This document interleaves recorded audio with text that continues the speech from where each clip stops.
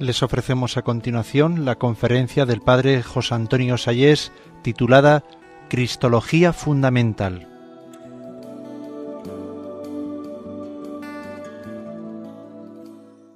Cristología fundamental. ¿Qué es Cristología fundamental? Os preguntaréis. Mirad, a Jesucristo, el tema de Jesucristo lo podemos abarcar desde dos puntos de vista. Uno, crítico, decir, vamos a ver si esto que dicen los evangelios sobre Jesucristo es de fiar, es verdaderamente histórico, y lo analizamos con una serie de criterios de historicidad, con un análisis, podríamos decir, de investigación humana, racional, para ver si nos consta que efectivamente Jesucristo existió, que tuvo conciencia de ser el Hijo de Dios, hizo milagros, etc. Esto es cristología fundamental. La otra cristología es la que llamamos dogmática, que se basa ya en el dogma, es decir, en aquellas manifestaciones del magisterio de la Iglesia que nos vinculan a nosotros como cristianos, como católicos. ¿Me entendéis?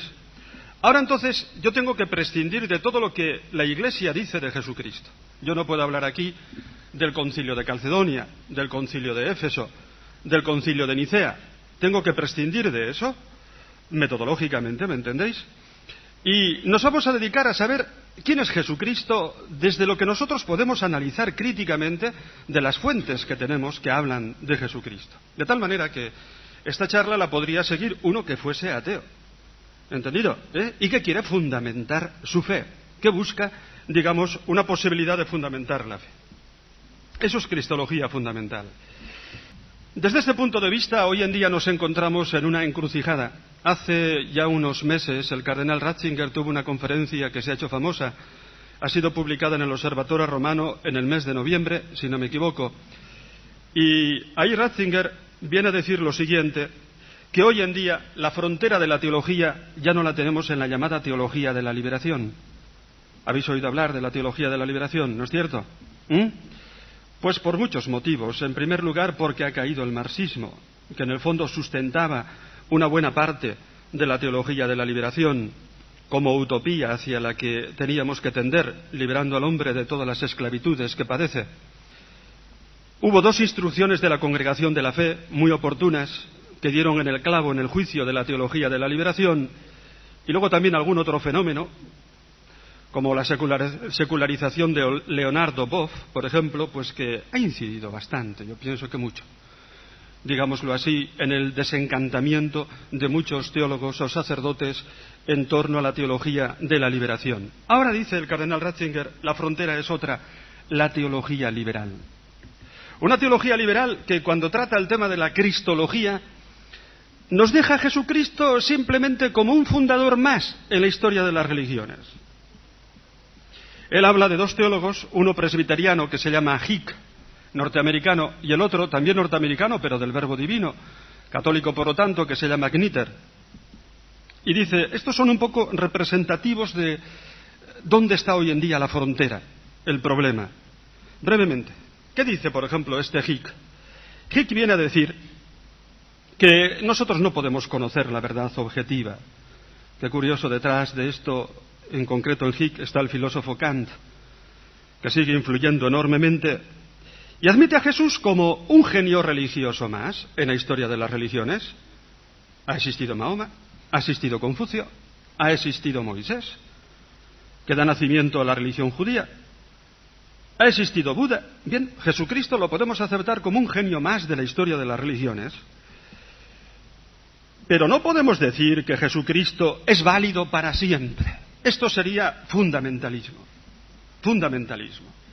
Pensar que no tenemos otro nombre en el que podamos ser salvos que Jesucristo, que todo el mundo tenga que confesar a Jesucristo como clave de su existencia, por favor. Estamos a finales del segundo milenio, somos demócratas por tradición, los fundamentalismos hoy en día no pueden ser aceptados. Por lo tanto, fuera los dogmas, porque los dogmas, pues, que nos dividen en el fondo.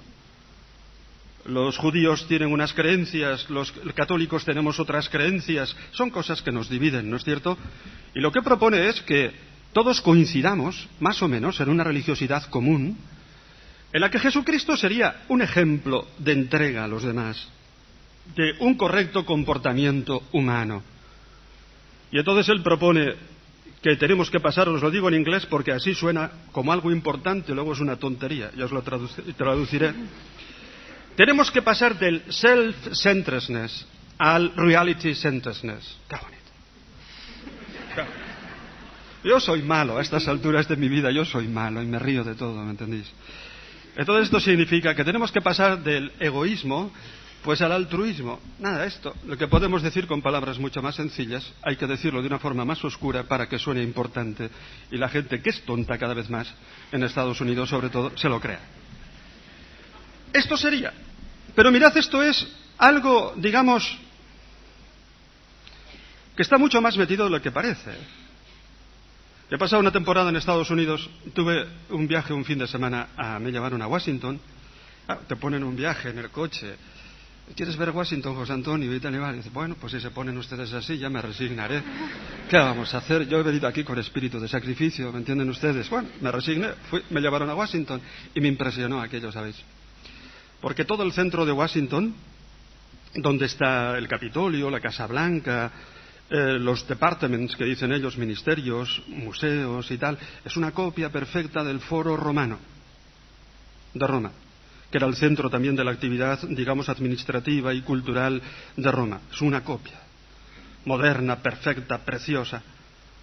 Y entonces, pues entras allí, hay templos, el memorial de Jefferson, el padre de la patria, el que redactó la Constitución, y es un templo, y entras allí. Es un templo que imita externamente al Panteón romano.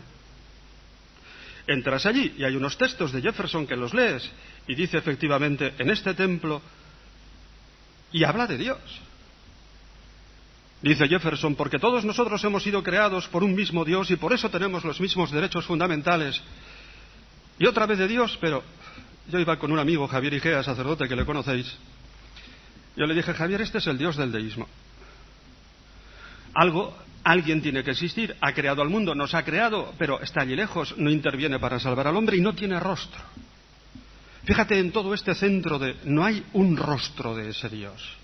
El Capitolio arriba tiene una estatua y le pregunté a un policía, parecía una santa, el padre Carrera pensaría que sería Santa Teresita, y le pregunté, ¿y esa de allá arriba quién es? Y me dijo, la estatua de la libertad. Pero Dios no tenía rostro ahí. Entonces, mirad, comprendes inmediatamente cómo el pueblo norteamericano es religioso. La religiosidad en el pueblo norteamericano está desde su fundación, está en la Constitución, en el dólar. Nosotros confiamos en Dios, dicen todos los dólares. ¿Entendido? Pero es una religiosidad difusa, en la que caben todas las religiones. Es el Dios del deísmo y el Dios de la masonería. Jefferson, los padres de la patria norteamericana, Franklin, Jefferson, Washington, Adams, eran todos masones. Y entonces es un Dios que no tiene rostro. Pues mirad, yo creo que tenemos este peligro hoy, que lo advirtió muy bien Ratzinger, de decir, bueno, ahora somos demócratas, caray, estamos avanzando a una unidad cósmica, ¿cómo vamos a poder seguir pretendiendo que no tenemos otro nombre en el que poder ser salvos que el nombre de Jesucristo? Esto es fundamentalismo. ¿Habéis entendido? Esto es fundamentalismo. Y después, como yo soy tonto, pues digo que esto ocurre en Estados Unidos, pero esto mismo me ha ocurrido a mí hace 4 días en España. Por una predicación que he tenido y en la que he dicho rotundamente 4 verdades de fe, que son elementales y dicen de ti que eres fundamentalista. No se puede decir en determinados ambientes. Esa frase del libro de los Hechos, no tenemos otro nombre en el que podamos ser salvos. No hay otro nombre que pueda salvar al hombre del pecado y de la muerte que Cristo. Esto ya, pues muchos tienden a no afirmarlo, ¿me entendéis? A diluirlo. Jesucristo quedaría reducido a un ejemplo de comportamiento humano. ¿No es cierto? Eso sí, eso lo admitimos totalmente, como admitimos a la Madre Teresa. La Madre Teresa, con artículo, la Madre Teresa. Porque el Papa, como es polaco y no son artículos, dice Madre Teresa, ¿entendéis? Y se nos está metiendo decir Madre Teresa. El Padre Rey decía, Madre Teresa, eso es polaco. ¿Entendido? En español es la Madre Teresa. Bueno, pues admitimos a la Madre Teresa, admitimos, pues eso, casi, ¿por qué no? A Lady Di. ¡Qué mito! Eso sí que es un mito, machos. ¿Visteis la ceremonia de la Lady Di, la ceremonia del entierro? Yo no me perdí ni ripio porque quería ver. Aquello podría ser perfectamente pagano. No había ni un texto del Nuevo Testamento, ni uno solo. No había misa. Había, pues eso, unos discursos muy bonitos, particularmente el de su hermano, unos cantos preciosos. Ya al final, el obispo de Canterbury, Cary, soltó un Padre Nuestro al final, ¿os acordáis? Podría haber sido un funeral pagano, precioso, pero pagano. Lo siento mucho, esa es la tentación que hoy en día existe. Y esa es la perspectiva que Ratzinger ha visto en esa conferencia suya, para mi modo de ver, tremendamente clarividente. De que ciertamente en el mundo que estamos, pues sí, se aceptaría a Jesucristo como uno más. Muy bien. Muy bien. Si Jesucristo fuera uno más, yo no estaría aquí. No estaría. ¿Para qué? ¿Para qué? Y la pregunta que tenemos que hacernos nosotros ahora desde la teología fundamental es si Cristo verdaderamente es uno más, o es el Mesías y el Hijo de Dios en persona, solamente en el cual nosotros podemos encontrar la salvación. Porque entonces soy cristiano. Entonces sí. Ahora este es el fundamento ciertamente de mi propia fe. O Cristo simplemente es un profeta más en la historia. ¿Nos metemos en el tema? Este es el tema. Mira, si nosotros analizamos los evangelios, porque es la fuente fundamental que tenemos sobre Jesucristo, ciertamente hay fuentes paganas que hablan de Jesucristo, absolutamente neutrales, que hablan de Jesucristo, pero nos dan pues las noticias, digamos, mínimas de Jesucristo, que existió, que murió bajo Pilato, ¿no? El testimonio de Taciano, Flavio Josefo, el historiador judío, nos dan una serie de noticias sobre Jesucristo, básicas, fundamentales, pero qué duda cabe que las noticias fundamentales de Jesucristo las tenemos en los evangelios, que como digo, tenemos que analizarlos críticamente. Bien, vamos ahí. Jesucristo era simplemente un profeta más en la historia de las religiones, si queréis el último, el más importante. ¿Qué dicen los evangelios? ¿Cómo habla Jesucristo? Cuando Él se presenta desde esta perspectiva, mirad, lo primero que constata uno es que Jesucristo no habla nunca como los profetas. Los profetas cuando hablan dicen, así habla Yahvé. Jesucristo no emplea esa expresión ni una sola vez. Jesucristo habla así, en verdad yo os digo, amén ego legoimín, y pone el en verdad delante de la frase, amén. Entonces un exegeta protestante alemán, Jeremías, viene a decir, esto es absolutamente único, original del cristianismo. Porque el amén, cuando lo utilizan los profetas o cuando lo utilizan los rabinos, lo utilizan como nosotros, al final de una frase, para expresar que estamos de acuerdo con algo que hemos oído. ¿No es cierto? Pues hoy hace calor y decís amén, ¿no? Como corroboración de lo que habéis oído. Pero poner el amén por delante de la frase, no hay ni un solo ejemplo en el mundo rabínico y en el mundo profético de alguien que haya hablado así. Esta es una de las palabras que vienen históricamente de Cristo. Tenemos absoluta garantía racional, absolutamente racional de que esto proviene, es el hablar de Jesucristo. Ningún otro ha hablado así. Y por eso realmente Jesucristo, pues, se presenta como mayor que los profetas. Él dice aquí, hay alguien que es mayor que el profeta Jonás, alguien que es mayor que David, el rey. Se presenta a Jesucristo claramente como alguien que está por encima de Moisés y por encima de Elías y por encima de Juan Bautista.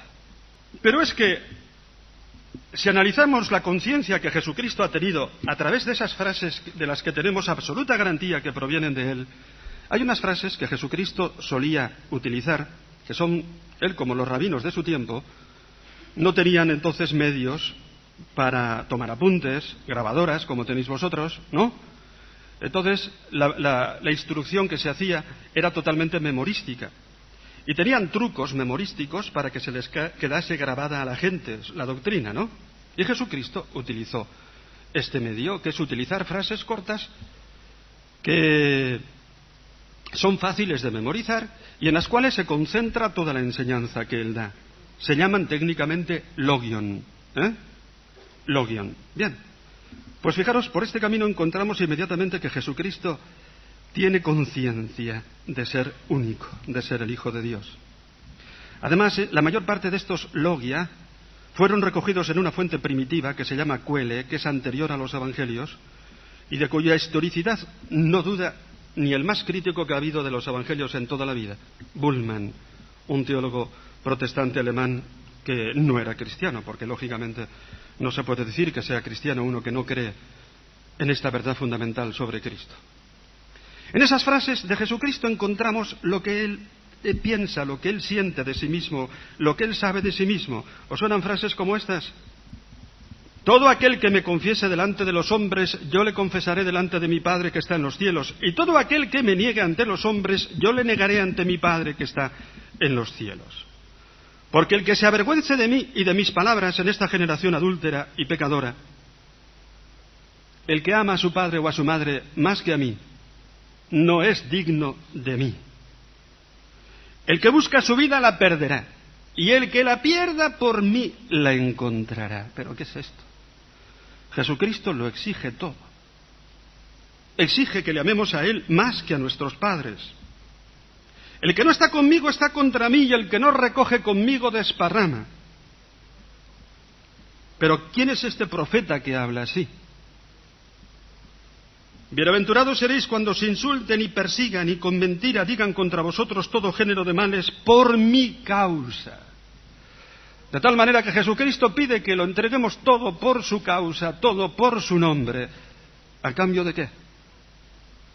¿A cambio de qué? ¿Nos va a hacer ricos el seguir a Jesucristo? ¿Nos va a dar un puesto de trabajo en esta sociedad? ¿Nos va a hacer triunfar políticamente? No.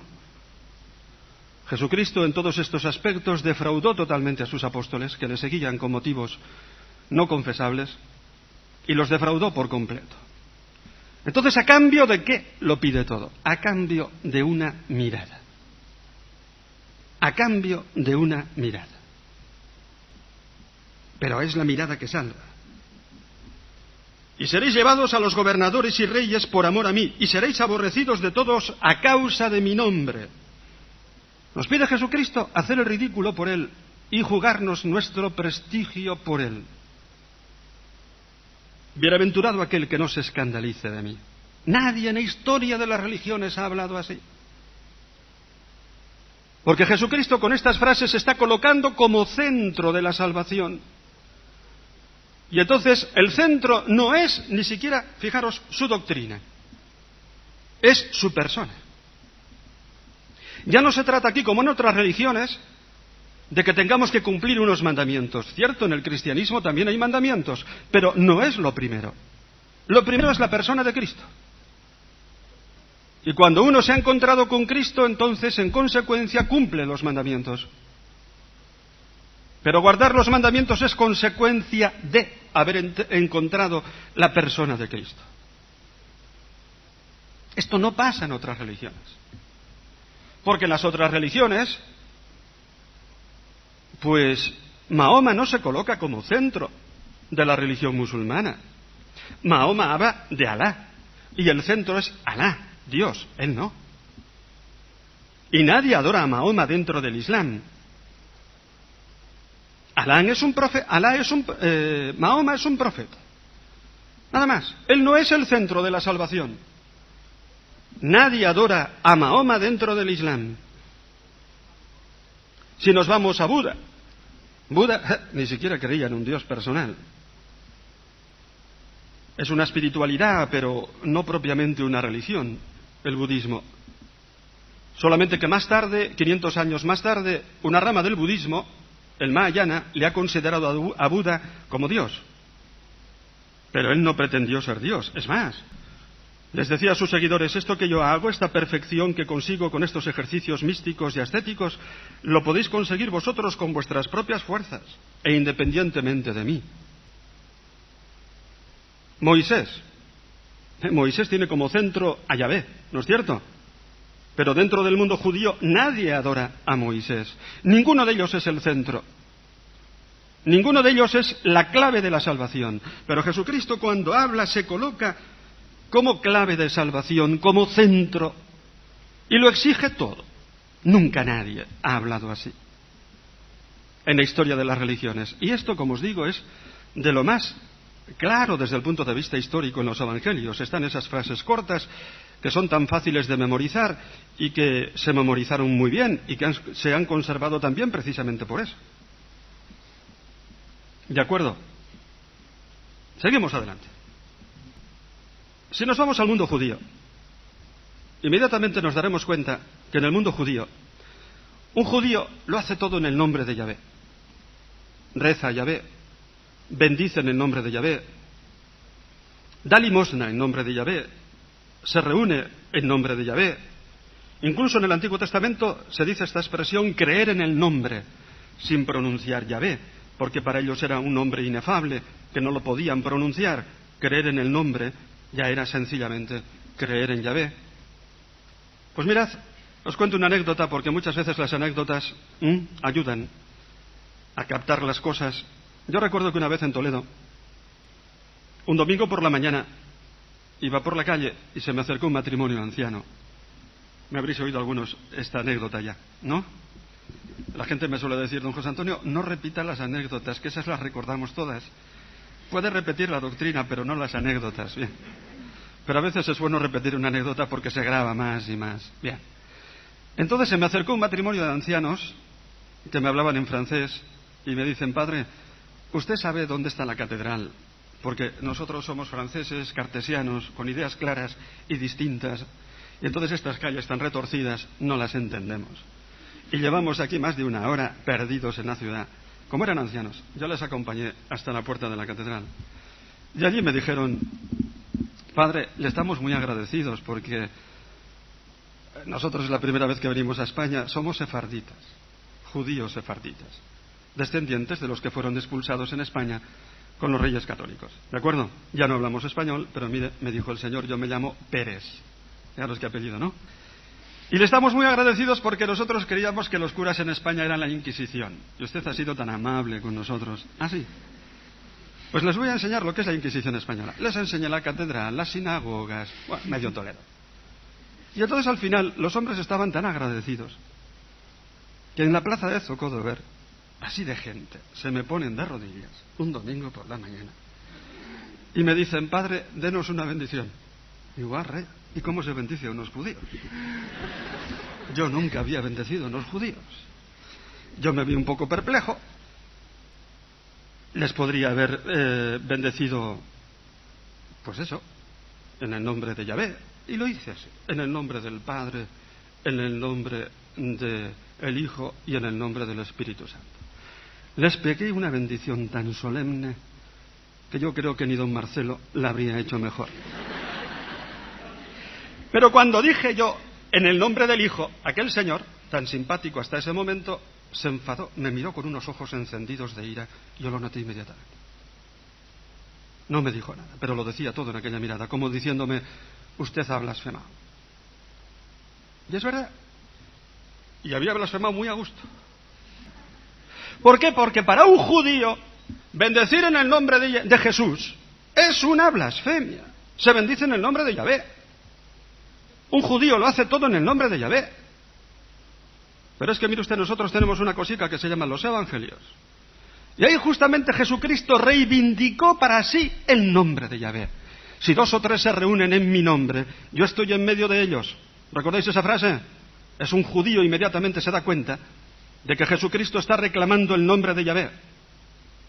Si dais a uno de estos pequeños un vaso de agua en mi nombre, lo mismo. Hasta ahora no habéis pedido al Padre nada en mi nombre. Y Jesucristo lo pide entregarlo todo por su nombre. Esto es una expresión clara de la divinidad de Jesucristo. ¿Me entendéis? Que lo capta uno que conoce el pensamiento judío, que se nos puede escapar cuando leemos el Nuevo Testamento, pero que lo encontráis en todas las páginas. Fue un teólogo, Guardini, el que en un libro suyo precioso me enseñó a descubrir todo esto, y recuerdo cómo disfrutaba yo descubriendo todo esto, porque ante una mentalidad judía, indudablemente esto significa que Jesucristo tiene una clara conciencia de ser Dios. Más todavía, Jesucristo tiene conciencia de que Él es en persona la salvación. Él, en su persona. Si he hecho los demonios con el dedo de Dios, es que el reino de Dios ha llegado ya a vosotros. Jesucristo tiene conciencia de que con Él llega el reino. Es decir, ¿qué es el reino? La salvación definitiva de Dios. Pero es que lo gordo es que un profeta podía anunciar la llegada del reino. Claro que sí. Juan Bautista. Pero un profeta no se puede identificar él personalmente con el reino y decir de sí mismo, yo soy el reino, ¿me entendéis? Porque significaría decir, yo soy Yahvé que salva. Pues bien, Jesucristo se identifica con el reino. Se identifica personalmente con el reino. Si yo echo los demonios con el dedo de Dios, es que el reino de Dios ha llegado ya a vosotros. Y cuando le manda Juan Bautista una delegación a preguntarle, ¿eres tú el que ha de venir o esperamos otro? Contesta Jesucristo, decirle a Juan Bautista lo que estáis viendo. Los ciegos ven, los cojos andan, los leprosos son curados. Hay quien se escandalice de mí. Aquí tenéis los signos. Los milagros que acreditan que el reino ha llegado en mi propia persona. Esos signos que vosotros podéis leer en el libro de Isaías como signos de la llegada del reino, de la salvación de Dios. Y por eso Jesucristo realmente tiene conciencia de que Él en persona es la salvación. Y perdona los pecados en su propio nombre. En su propio nombre. Ninguno de nosotros sacerdotes podemos perdonar los pecados en nuestro propio nombre. Yo soy tan pecador como vosotros. Vosotros me diréis si yo puedo perdonar los pecados, ¿no es cierto? Los pecados como ofensa a Dios. ¿Quién soy yo para perdonar los pecados? Ningún profeta del Antiguo Testamento podía perdonar los pecados. Ahora viene Jesucristo. Le llevan un paralítico, capítulo 2 del Evangelio de Marco, se lo meten por el tejado de una casa y le piden que lo cure. Y Jesucristo le dice, yo te perdono los pecados. Dicen los fariseos, ¿qué? ¿Quién es este? ¿Pero qué se ha creído? Este está blasfemando. Y Jesucristo hace un milagro, para que veáis que el Hijo del Hombre tiene poder de perdonar los pecados. Yo te lo digo, coge tu camilla, vete y anda. Qué bonito. ¿No es cierto? Qué bonito. Ahí está el milagro. Y para Jesucristo el milagro es simplemente un signo de algo más gordo. Lo gordo no es el milagro es un signo para hacer comprender que Él es el reino, la salvación de Dios, que nos ha llegado ya a nosotros. ¿Veis? ¿Os dais cuenta? Y esto no me lo puede negar, no lo puede negar Bullman, no lo puede negar nadie. Nadie. Porque realmente lo analizas críticamente. Ningún teólogo hoy en día se atreve a negar que Jesucristo haya predicado como centro de su predicación la llegada del reino. Ninguno. Todo el mundo tiene que admitir que Jesucristo por lo menos era un rabino, ¿no es cierto? Y predicaba algo. Bien, ese algo era la llegada del reino. Y nadie puede negar que Jesucristo se haya identificado personalmente con el reino. Ese logion, si ocho los demonios con el dedo de Dios, es que el reino de Dios ha llegado a vosotros. Estudiadlo críticamente. Y es de lo más primitivo que existe en los evangelios. Lo más genuino. No lo niega ese logion ni el propio Bullman, que ha sido el más crítico en este siglo contra la historicidad de los evangelios. Seguimos. Jesucristo se coloca siempre por encima de las tres grandes instituciones religiosas que tenía el mundo judío: el templo, la ley y el sábado. Y esto es muy bonito porque da mucha luz, ya veréis. El templo. Para los judíos el templo era la Shekinah Yahvé, ¿no es cierto? La morada de Dios. Ahí vivía, ahí habitaba Yahvé. El lugar santo por excelencia, el templo. Muy bien. Un día Jesucristo dice, ¿veis este templo? Yo lo voy a destruir. Capítulo 2 de San Juan. Y en 3 días lo reconstruiré. Y anota San Juan, se refería a su cuerpo resucitado. Arrea, ¿qué significa esto? Jesucristo dice que va a destruir el templo. Y entonces uno examina cómo fueron las cosas y inmediatamente se da cuenta que en el año 70 entran las legiones romanas con Vespasiano y Tito y destruyen el templo.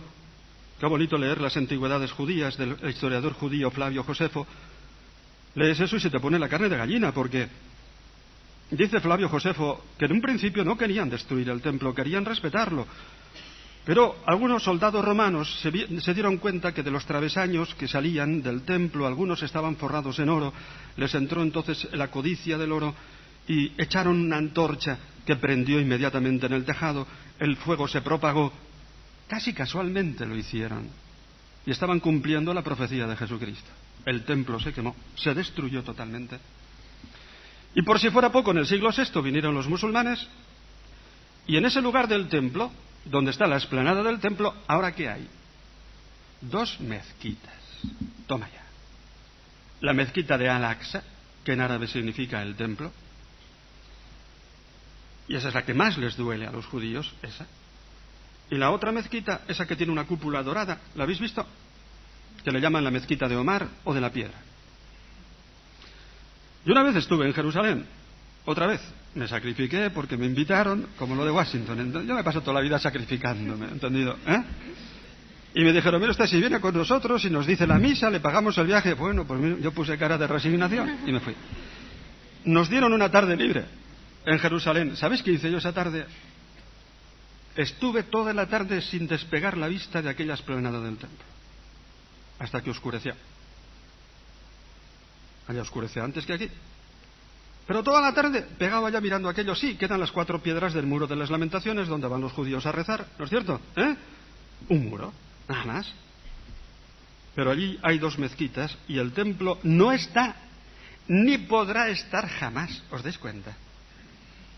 Si a los judíos se les ocurre quitar las mezquitas para poner el templo, se arma la guerra de las guerras. Bien hasta Jomeini del sepulcro. Ellos saben que eso no lo podrán conseguir. Hay un grupo de judíos que quieren restaurar el templo, pero no puede ser. Es absolutamente impensable. ¿Por qué? Porque la Shekinah Yahvé ya no está ahí. La morada de Dios ya no está ahí. La morada de Dios está donde está el cuerpo resucitado de Cristo, es decir, en la Eucaristía. Y uno entonces, pues se queda viendo visiones, claro. El templo ahora es la capilla que tenemos aquí, o una capilla mucho más modesta que podamos encontrar en un pueblecito perdido. Allí donde está Cristo en la Eucaristía, allí está el templo. Él lo dijo. Y se cumplieron sus palabras. Cristo, por lo tanto, con esto está diciendo de sí mismo que es el templo. Dios entre nosotros. ¿Veis? Ahí tenéis la divinidad de Jesucristo. Yo pregunto, ¿se puede quitar esto históricamente de los evangelios? Amos Bullmann, cuéntame un chiste mejor. Cuéntame, los alemanes no saben contar chistes. Y por eso se dedican a decir tonterías. Son trabajadores. Son puntuales. Tienen un montón de cualidades que nosotros no tenemos y nos ganan en muchas cualidades, pero no tienen imaginación, no saben contar chistes, ¿entendido? Y por eso, Bullmann, pues por no saber contar chistes. Si Bullmann hubiera tenido sentido del humor, se habría reído de sí mismo y no habría dicho las tonterías que dijo. Señor Bullmann, tíreme críticamente esto. Más. Otra página que no me podrá tirar la crítica de los evangelios. No puede tirar ninguna, A la hora de la verdad, cuando uno examina los evangelios, yo creo que si somos sinceros, están mucho más asentados históricamente hoy en día que lo que podríamos imaginar. Pero bien, otra página. Un sábado por la tarde va Jesucristo a la sinagoga de Cafarnaún. Si vais a Cafarnaún, toda la ciudad está en ruinas.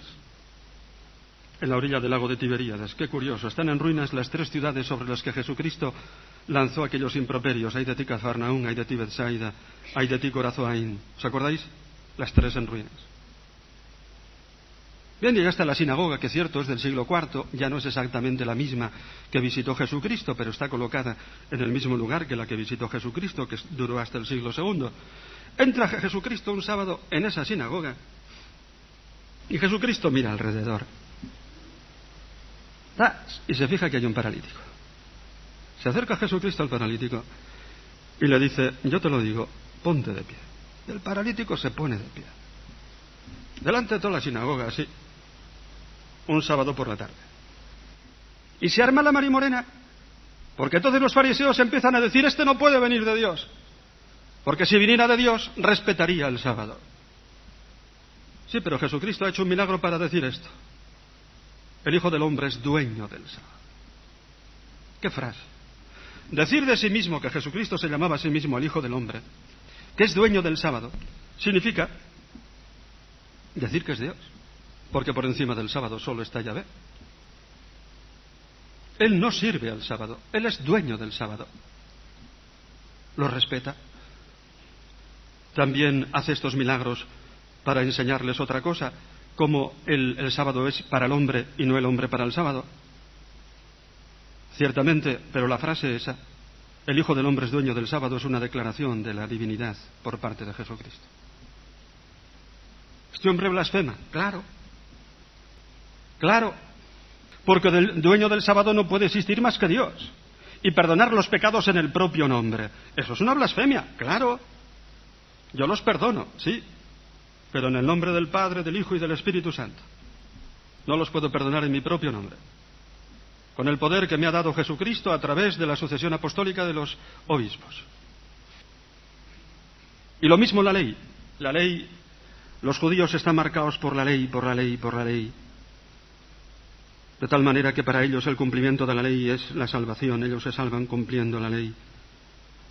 La ley es santa, es la hija de Dios. Fijaros, aún siguen todavía una especie de sucesores de los fariseos, esos que veis con tirabuzones, con sombreros negros, se llaman los Hasidim. Y los veis en muchos sitios. ¿Habéis estado en París? ¿No habéis visto por París de estos?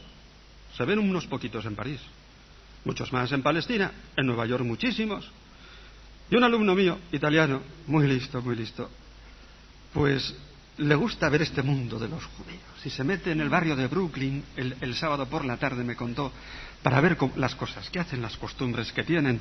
Se metió él allí, todavía no es sacerdote, y se le acercó uno de estos de los tirabuzones y le dijo, ¿le puedo pedir un favor? Dice, sí, mira, ¿ve usted aquella ventana? No sé qué piso era, me ha dejado la luz encendida. Y sabe usted que yo soy un religioso, le dijo, y tenemos como norma no trabajar el sábado. ¿Podría subir usted y me la paga? Y dice, sí. Atilio se llama, un tío listísimo. Y se mete ahí para ver todas estas cosas, para meterse en las casas de los judíos, y luego me lo cuenta todo. Porque yo soy tímido y él no lo es. Y se mete y sube, le apagó la luz y bueno, el hombre tan agradecido. No pueden hacer un trabajo un sábado, ya veis esta gente, porque eso es faltar a la ley, ¿no veis? La ley, la ley, la ley, la ley. Bien, ¿qué dijo Jesucristo de la ley? Hasta ahora se os ha dicho en la ley, pero yo os digo, hasta ahora se os ha dicho que el hombre que adultere, pero yo os digo que el que mira a una mujer deseándola en su corazón, ya ha adulterado en su corazón. Hasta ahora se os ha dicho, pero yo os digo, y Jesucristo se atreve a colocarse por encima de la ley, con una autoridad que ciertamente un judío, un fariseo, un rabino no podía tener. Ahí está otra vez la expresión de la divinidad de Jesucristo. Entonces, este método que hemos utilizado es el método de la cristología implícita.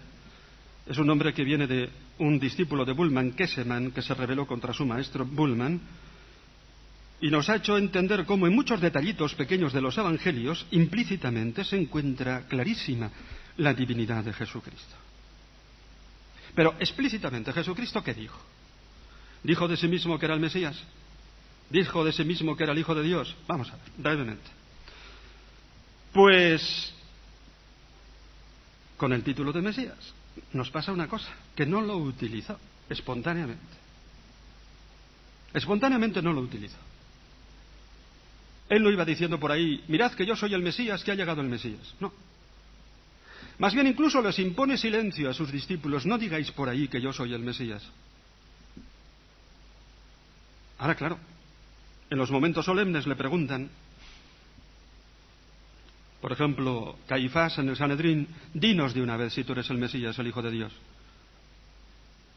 Cuando a Jesucristo se le pregunta, ¿qué contesta? Contesta diciendo, sí, tú lo has dicho. Pero, pone siempre un pero.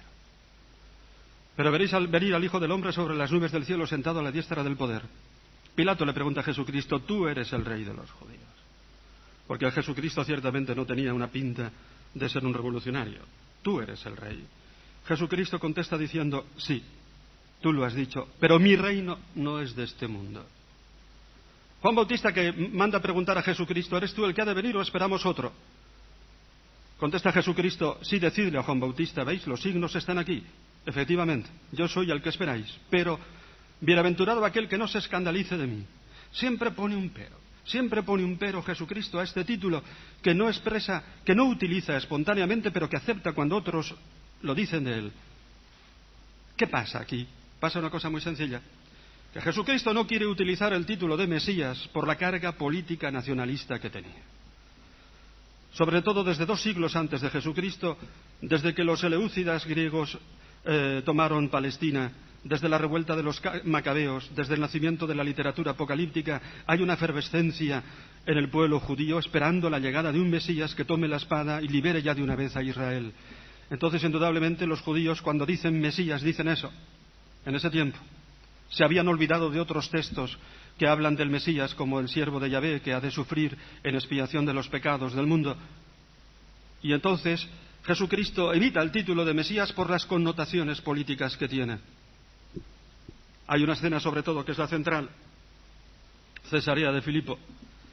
Jesucristo, después de predicar en Galilea, en el norte, se retira un poco a la montaña, a un sitio fresco, una de las fuentes del río Jordán.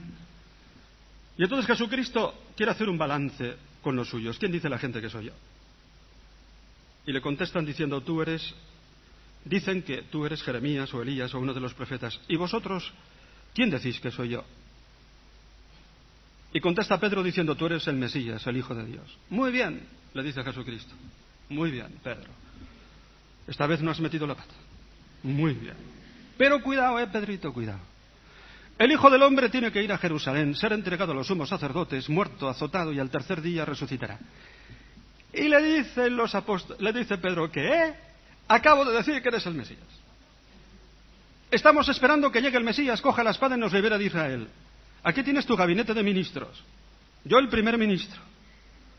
Vamos a tener unos sueldos como los políticos en España. Y ahora vienes tú y dices que te vas a morir a la cruz. Un Mesías que no quiere triunfar no puede ser el Mesías. Un Mesías que termina en la cruz no puede ser el Mesías. Y entonces Jesucristo le dijo a San Pedro, apártate de mí, Satanás, porque tú tienes pensamientos de hombre, pero no pensamientos de Dios. Y Jesucristo se fue hacia Jerusalén tan aprisa que el pobre Marcos en el capítulo 10 anota que los discípulos le seguían asustados. Jesucristo no utiliza el título de Mesías. Utilizó el título Hijo del Hombre 82 veces. Y toma si esto es histórico. Este título, ay, la crítica de los evangelios se ha cogido los dedos, qué bien. Como no quieren creer, se tienen que inventar razones para no creer, y eso es muy difícil. ¿Entendido? Porque te engañan a la primera, a la segunda no. Estos títulos se los ha inventado la comunidad primitiva. ¿Ah, sí? Mire usted, el título de Hijo del Hombre la comunidad primitiva no lo utiliza ni una vez. No hay ni un credo primitivo que llame a Jesús Hijo del Hombre. La comunidad primitiva le llama a Jesús Mesías, Hijo de Dios, Príncipe de la Paz, Señor, eso sí. Hijo del Hombre, nunca. Por último, Jesucristo, Hijo de Dios. Tenéis textos clarísimos, incluso en los sinópticos. No me quiero detener sobre ellos, que están ya tan críticamente analizados. Suena este texto. Te bendigo, Padre, porque estas cosas las has ocultado a sabios inteligentes y las has revelado a los pequeños. Sí, Padre, porque así te ha complacido. Nadie conoce al Hijo sino el Padre, y nadie conoce al Padre sino el Hijo y aquel a quien se lo quiera revelar. ¿Os suena eso? Vale, vamos a ver, señor Bullman. Ahí Jesucristo se llama a sí mismo Hijo, pero fíjese, lo siento mucho, en un sentido trascendente. Porque resulta que él tiene un conocimiento del Padre y el Padre de él recíproco que le coloca en un plano de absoluta igualdad. De tal manera que nosotros no llegamos a conocer esa relación de Cristo con el Padre si no es por revelación, por fe. Sin embargo, Jesucristo nunca tiene fe. Qué curioso. Fijaros en este detalle. Buscadme en los evangelios un solo texto en que se diga de Jesús de Nazaret que tuvo fe. Porque si hubiera tenido fe sería un hombre como nosotros, ¿no es así? De la Virgen se dice a la primera de cambio. La Virgen, cuando le anuncia al ángel que ya va a concebir el Hijo, se marcha después a ver a su prima Santa Isabel en la montaña de Judea. Le dice, bienaventurada tú que has creído. A la primera de cambio. Se dice de María, en el Evangelio que ha tenido fe. De Jesucristo ni una sola vez. Él no tiene fe. Él está en el Padre y el Padre en Él. Él conoce al Padre como nosotros no le conocemos, como el Padre le conoce a Él. O como dice San Juan con otra terminología, Él no cree, Él da testimonio de lo que ve. Es el Hijo que ve al Padre y da testimonio de lo que ve. Él no cree. Y se coloca como Hijo en un plano trascendente, compartiendo, digamos, la misma dignidad divina que el Padre.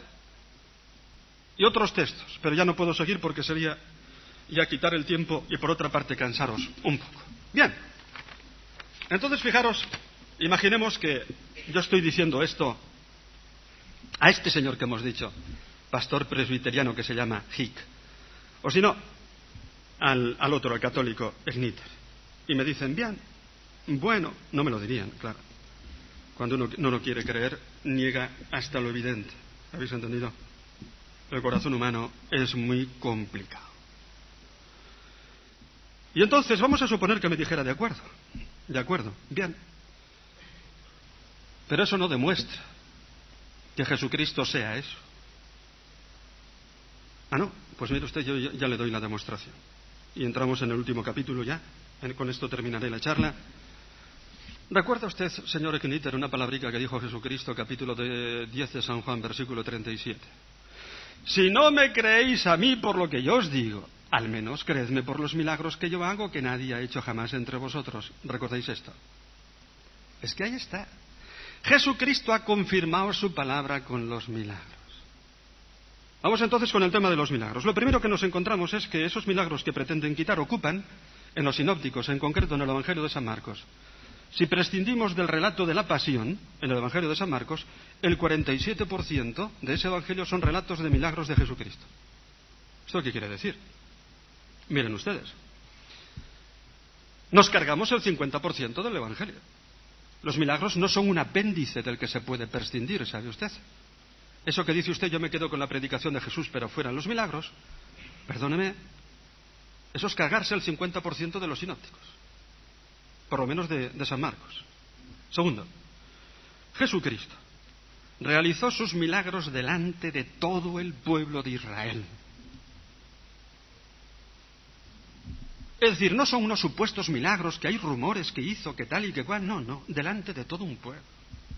La multiplicación de los panes fue realizada delante de todo Galilea. Y la resurrección de Lázaro, que vivía a 3 kilómetros de Jesucristo y era un personaje conocido, fue realizada delante de todo Jerusalén. Entonces, no son unos rumores, ¿sabéis? No son unos rumores, no son unas atribuciones, no, todo el pueblo dice. Y a mí me saca de quicio, siempre, todos los años, cuando nos toca ese ciclo de lecturas en verano, en todo el ciclo del año, pero en verano viene en el ciclo B, 5 domingos dedicados a la multiplicación de los panes y la Eucaristía, ¿os acordáis? En el capítulo 6 de San Juan. Bien. Siempre, todos los años, cuando ocurre ese ciclo, pues tengo un montón de quejas. Este año pues habrán sido más de 10. De gente que te dice, oiga, don José Antonio, fíjese, yo he estado oyendo una predicación en tal sitio, en tal parroquia, y he dicho que eso de la multiplicación de los panes, que no fue así. Que eso fue que cada uno llevaba su propia comida, y entonces Jesucristo les habló del compartir, y entonces que se pusieron a compartir, y que eso fue el... Cuidado, no nos riamos de esto. Y que esto fue el milagro. Y que entonces que la lección que se quiere dar ahí es que cuando se comparte siempre sobra. Y yo, mira, solamente 3 detalles. Primero, todo el capítulo 6 no habla para nada de compartir. En otros textos del Evangelio sí que habla de compartir, pero ahí no se habla de compartir. Ahí se habla de la multiplicación de los panes como introducción al gran milagro de la Eucaristía, pan de vida. Esa es la perspectiva. ¿Y sabes por qué a Jesucristo le quisieron hacer rey en el capítulo 6, versículo 15? Porque los judíos estaban convencidos de que cuando llegase el Mesías repetiría los grandes milagros que Dios hizo en el Éxodo, en concreto el milagro del maná. Y cuando vieron la multiplicación de los panes dijeron, este es el Mesías, ¿a qué esperamos? Y entonces eso es lo que hace comprender realmente. Entonces eso es una falsificación desde nuestra mentalidad corta de algo que no nos cabe porque somos tan raquíticos que no somos capaces ya de comprender la grandeza de Dios. Otro hecho. Los evangelios fueron escritos cuando vivían todavía los testigos de estos milagros. Claro, porque a Buda se le atribuyen milagros 500 años más tarde. Toma, macho, así cualquiera. Jolines, dentro de 500 años me podrían atribuir a mí milagros. No. El tema de los milagros en el Corán... Mira, por lo menos Mahoma es sincero. Yo me quito el sombrero, he leído todo este tema en el Corán. A Mahoma, cuando le piden milagros que justifiquen su revelación de Dios, contesta diciendo que no son necesarios hacer los milagros, que él no tiene poder de hacer los milagros. Muy bien, Mahoma, me alegro. Sé sincero, estupendo. No encontraréis un solo milagro atribuido a Mahoma en el Corán. Él confiesa que no tiene poder de hacer milagros. Así, Mahoma y yo estamos en la misma esfera. ¿Me habéis entendido? Yo también podría decir que he tenido una revelación de Dios. Pero los evangelios fueron escritos en el año 70, los sinópticos, y ahí hay una polémica abierta en la que no puedo entrar ahora, porque con los hallazgos que ha habido en Qumran, el evangelio de Marcos podría estar escrito para el año 50, y ahora el mayor papirólogo que hay en Europa, Tide, un alemán, y bendito sea Dios que es alemán. Porque como el otro hallazgo lo hizo un jesuita español, pues un español no puede hacer estos descubrimientos, ¿me entendéis? Pero ahora ya lo ha hecho un alemán, Tide. Y ha venido a decir que hay 3 textos clarísimos del Evangelio de Mateo del año 60, toma ya, en 3 pedazos de papiro que están en el Magdalen College de Oxford. Y es el que más sabe de papiros en Europa. Los Evangelios quizá un día tendremos que predicar que han sido escritos bastante antes del año 70. Con todo, aunque nos pongamos en la hipótesis del año 70, vivían los testigos de los milagros de Cristo. No los ha desmentido nunca nadie. Ni siquiera los enemigos del cristianismo. El Talmud judío, que es una fuente judía posterior a los evangelios, ciertamente, pero que se hace eco de una tradición, acepta que Jesucristo hacía obras de magia. Dice. No querían aceptar que eran milagros, ¿no? Y decían que eran obras de magia. Los evangelios, además, aparecen en todas las fuentes, los milagros aparecen en todas las fuentes que componen los evangelios. En todas. Fuentes particulares de Lucas, de Mateo, en una fuente que es común a los 3 sinópticos, que le llaman la triple tradición, en la Cuele, que recogía frases de Jesucristo de las más primitivas, en todas las fuentes. Pero sobre todo, además, es que los milagros en los evangelios tienen un sentido propio, un estilo propio, que es preciso conocer. Porque mirad, lo bonito del caso es que cuando uno compara estos milagros del evangelio con esos supuestos milagros de fuentes griegas a los que alude Bullmann. Porque Agaro Bullmann dice que esos milagros de la naturaleza que están hechos bajo el influjo de esos milagros helénicos. Vamos a los milagros helénicos. Leéis la vida de un tal Apolonio de Tiana, que fue contemporáneo de Jesucristo y al que se le atribuían milagros. Pero lo primero que hay que decir es que su vida está escrita 2 siglos después. Con lo cual ha pasado ya mucho tiempo. ¿No es así? 2 siglos. En el siglo III. Por un filósofo pagano, Filóstrato, que además la escribió en un ambiente polémico contra Orígenes. Ya te hace dudar también de que eso sea realmente... Pero es que te pones a leer los milagros y te mueres de risa, te partes de risa. Había un señor que le va a Apolonio y le dice que su mujer se ha quedado otra vez embarazada, que en los 7 partos anteriores había dado a luz con mucha dificultad, que lo iba a pasar mal, que a ver qué hacía. Y le dice a Apolonio, mira, tú te pones una liebre en la cintura. ¿Una liebre? ¿Sabéis lo que es una liebre? Yo como sois de pueblo, pero claro, vosotros sois te pones una liebre en la cintura y empiezas a dar vueltas alrededor de la cama de tu mujer. Y en un momento determinado, ¡zas!, sueltas la liebre y en ese momento saldrá el niño sin darse cuenta. Son cosas que te partes de risa. Y entonces te acuerdas de Bullmann porque dices, ¿esto por qué no lo cuentas a la gente? Vas a la vida, a los milagros que supuestamente se hacían en los santuarios de la medicina, del dios de la medicina, Esculapio, santuarios como el de Atenas, Cos, Epidauro. Lees todos esos relatos, sí, había curaciones allí, ¿cierto? Pero se ha descubierto que había grupos de médicos que lógicamente justifican esas curaciones. Y se ha visto que algunos de ellos practicaban incluso la cirugía, porque te enseñan instrumentos de cirugía que tienen allí. Entonces, claro, lógico que haya habido ciertas curaciones, pero algunos relatos que te partes de risa. Una chica que se llamaba Cleo, llevaba 5 años embarazada. Entonces va al dios Esculapio, a Epidauro, y le pide dar a luz. Y dio a luz, y el niño, cuando nació, él solico fue corriendo a la fuente a lavarse. No, y si queréis divertiros, yo tengo pues fotocopiados todos estos milagros. Y viene Bullmann y nos dice que los milagros de los evangelios están escritos bajo el influjo de estos supuestos milagros helénicos. Eso quizá le impresione a alguien que no tenga en su cuarto la posibilidad de leer estos milagros directamente. Solo hay un milagro serio en la vida de Polonio de Tiana, lo reconozco. Una muchacha que se murió en Roma, la llevaban a enterrar y salía todo el cortejo pues de la ciudad, todos sus amigos llorando, sus padres. Y en esto se encuentran con Apolonio para el cortejo y resucita la niña. Esto suena a el milagro de el hijo de la viuda de Naín. Sí, este es serio, lo reconozco. Pero sigues leyendo y dice el propio Filóstrato, claro, que no sabemos si esa niña estaba muerta de verdad o tenía una muerte aparente, porque todavía le salía vapor de la cara. O sea que el propio Filóstrato no se lo cree. Pero este trocico ya no te lo trae Bullmann, te lo tienes que leer tú. Acaban de escuchar esta conferencia del padre José Antonio Sayés, titulada Cristología Fundamental.